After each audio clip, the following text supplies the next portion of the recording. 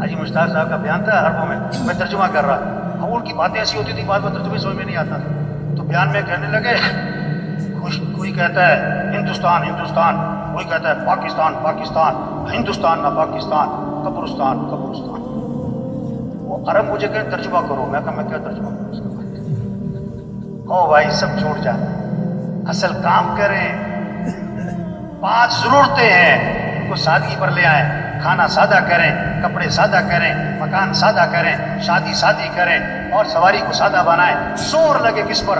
دعوت، دین، تبلیغ، اللہ کا پیغام، سے روزہ، چلہ، 3 چلے، سال 7 ماہ، روزانہ کی محنت، روزانہ کا مشورہ، روزانہ کی ملاقاتیں، گھر گھر پھرنا، جگہ جگہ پھرنا، اللہ کے پیغام کو پہنچانا۔ روزے کی زبان نکلے، طاقت خرچ ہو، 3 چلے کی زبان نکلے، اس میں قوت خرچ ہو، اس میں صلاحیت لگے، معاشرے میں بیٹھے چکنا ہو کے بیٹھے، چکنا ہو کے رائے دیں۔ جو محنت کرے گا وہی رائے دے گا نا، تو سارا دن محنت نہیں کرتا وہ رائے کیا دے گا؟ وہ رائے کیا دے گا؟ اللہ نے بہت بڑا کام دے دیا بھائی، بہت اونچا کام دے دیا، بہت اونچا، انبیاء والا کام، انبیاء والا کام۔ کسی کو سفیر بنا دینا حکومت 1 مہینے کے لیے عارضی طور پر، اور 20 سال پرانی بات ہے، تو ابھی تک اس کے بھتیجے اور بھانجے لوگوں کو بتاتے میرا چچا سفیر رہا ہے، میرے دایا سفیر رہے ہیں۔ سفیر ہونے کو اتنی بات سمجھتے، اتنی بڑی بات۔ جو تبلیغ کا کام کرے گا وہ کس کا سفیر بنے گا؟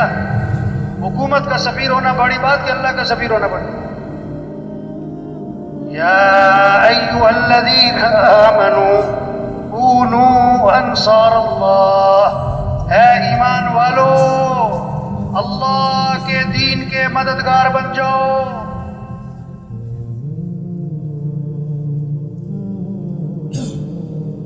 اے ایمان والو اللہ کے دین کے مددگار بن جاؤ۔ اللہ کسی کے محتاج نہیں، اللہ کا دین کسی کا محتاج نہیں۔ جو دین کا کام کرے گا دین بھی چمکے گا، وہ خود چمکے گا۔ جو دین کا کام نہیں کرے گا دین تھوڑا مٹتا ہے وہ خود ہی مٹ جائے گا۔ بادشاہ کسی کو اپنی خدمت کے لیے رکھ لے، یہ بادشاہ کا احسان ہے، خادم کا کمال نہیں۔ اللہ جس سے دین کا کام لے، کام کرنے والے کا کمال نہیں، یہ تو اللہ کا احسان ہے۔ لیکن اللہ کس سے کام لے گا؟ بھائی صاحب فرمایا کرتے تھے جو تیار ہوگا اس کام کے لیے اللہ اسی سے کام لے گا۔ جو کہے گا میں تیار ہوں، اور جو کہتا میرے پاس ٹائم نہیں، میں تو مصروف ہوں، میری تو دکان ہے، میرا تو گھر ہے، میری تو مصروفیت ہے، میری تو بڑی ذمہ داری ہے، اللہ تو کسی کے محتاج نہیں۔ جا اپنا کام کرو بھائی، اپنا کام کرو۔ دین کا کام اللہ کے فضل سے ہوتا ہے، اللہ کے کرم سے ہوتا ہے۔ اللہ کسے توفیق دیتے ہیں؟ جو اپنے آپ کو پیش کرتا ہے۔ یہ جتنا مجمع بیٹھا ہوا ہے آج تک ہم سے جو اس کام میں، دعوت کے کام میں، تبلیغ کے کام میں، یہ اپنے اپنے محلوں کا انجن بیٹھے، اپنے اپنے علاقوں کے انجن بیٹھے۔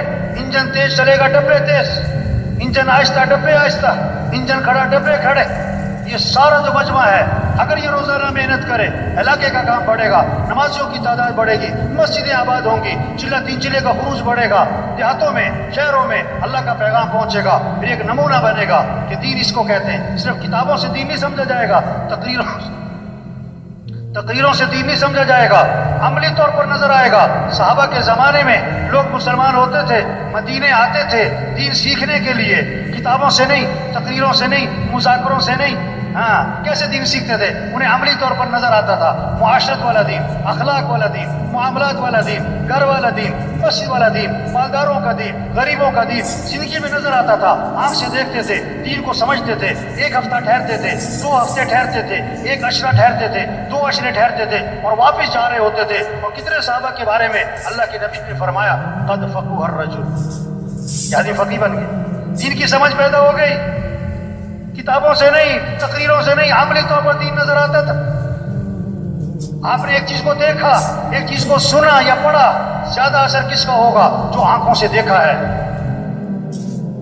آپ نے سنا کہ ایکسیڈنٹ ہوا، 100 آدمی مر گئے، اخبار میں پڑھا ایکسیڈنٹ ہوا ہے، 100 آدمی مر گئے، اپنی آنکھوں سے دیکھا ایکسیڈنٹ ہوا ہے، 1 آدمی مر گیا، آپ کے دل و دماغ پر زیادہ اثر کس کا ہوگا؟ 1 کا، کیونکہ دیکھا ہے، 100 کا نہیں، سنا ہے۔ دین سن کے نہیں، پڑھ کے نہیں، دیکھ کے سمجھا جاتا ہے۔ ایسا معاشرہ وجود میں آئے جہاں 100% دین زندہ ہو۔ ایک ساتھی آیا کسی علاقے کا، میں وہاں رائے میں بیٹھا تھا، شعبہ خطوط میں ایک ساتھی آیا، اس نے اپنے کام کی تعریفیں کی. ہمارے علاقے کا کام اتنا بڑا شب جمعہ، اتنا بڑا مرکز، اتنی سال کی جماعتیں، اتنی 7 ماہ کی جماعتیں، اور اتنا منگل کا مشورہ، اور اتنی سروزے کی جماعتیں ہر ہفتے، اور اتنی چلے کی جماعتیں، اور ہمارا اتنا بڑا اجتماع ہوا. وہ ایسے باتیں کر رہا تھا جیسے کام ہو چکا. میں نے کہا اچھا بھائی، آپ کے علاقے میں کوئی مسجد ہے جہاں فجر کی نماز میں جمعے کی نماز کا ماحول بنتا ہو؟ کہ نہیں جی، ایسی مسجد تو کوئی. آپ کے علاقے میں کوئی مارکیٹ ہے جو اذان پہ بند ہو جاتی ہو؟ کہ نہیں جی، ایسی مارکیٹ تو کوئی نہیں. آپ کے علاقے میں زمیندار لوگ جو ہیں وہ عشر ادا کرتے ہیں؟ کہ نہیں جی، عشر کی تو بات ہی نہیں سنی. اچھا، آپ کے علاقے کے لوگ جو ہیں بہنوں کو وراثت میں حق دیتے ہیں؟ بہنوں کو وراثت میں حق دیتے ہیں؟ تو یہ بات تو میں نے کبھی سنی کوئی نہیں. او بھائی، خوش کس بات پہ ہو رہے ہو؟ کتنے لوگ ہیں بہنوں کو حق نہیں دیتے، اپنی بہن کا 100 روپے چوری نہیں کرتے، 20 لاکھ روپے دبائے میں. بہن کے گھر کھانا کھانے کو عیب سمجھتے ہیں کہ بہن کے گھر کھانا کھائیں، اور بہن کے 25 لاکھ روپے دبائے. اور عجیب بات کہتے ہیں بعض لوگ، ہم نے جہیز دے دیا تھا. ایک آدمی سے پوچھا کہ بھئی تم نے فجر کی نماز کیوں نہیں پڑھی؟ کہتا میں نے تہجد پڑھ لی تھی. اپنی مرضی کا دی. تو میں نے کہا بھائی تم خوش کس بات پہ ہو رہے ہو کہ اتنا مجمع ہے، اور اتنا خروج ہے، اور اتنا بڑا مرکز ہے، اور اتنی سال کی جماعتیں ہیں؟ بھائی تبلیغ سے مقصود دین زندہ ہو. کسی نے آ کر کہا ہمارے علاقے میں اتنے ہسپتال ہیں، اور اتنی فری ڈسپینسریاں ہیں، اور اتنی دوائیوں کی کمپنیاں ہیں، اور اتنے ڈاکٹر ہیں، اور اتنے کلینک ہیں، اور اتنے فلاں ہیں. اس سے پوچھا بھائی تمہارے علاقے میں تندرست لوگ کتنے ہیں؟ کہتا بیمار سارے ہیں. تو خوش کس بات پہ ہو رہے؟ تبلیغ میں کہ پورا دین زندہ ہو اور پوری دنیا میں زندہ ہو.